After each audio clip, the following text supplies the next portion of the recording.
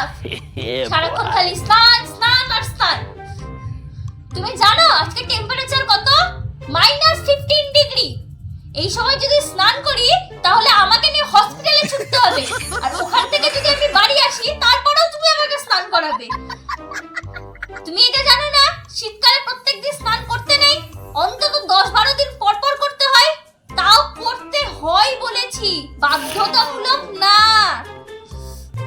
2020-তে corona মহামারী এসেছিল, আর তোমরা মারা মিলে এখন 2024-25-এ নিউমোনিয়া মহামারী আনতে চাইছো। খালি স্নান স্নান খালি স্নান, উঠতে বসতে স্নান, খেতে বসতে স্নান, খালি স্নান আর স্নান। জল করে ধরেছো? তোমরা তো হিটার স্বয়ং, তোমাদের তো ঠান্ডা লাগে না।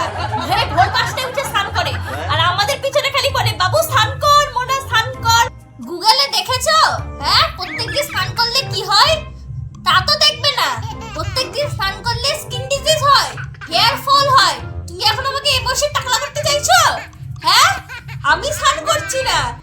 এই শীতে আমার চশমাতে কুয়াশা লেগে গেছে, তোমাদের কালো মুখ দেখতে পাচ্ছি না। আর আমি না করবো স্নান, এই আমি ঢুকলাম ল্যাপের তলায়। আগামী 2 সপ্তাহ আমি ল্যাপ থেকে বেরাচ্ছি না। Tata bye bye.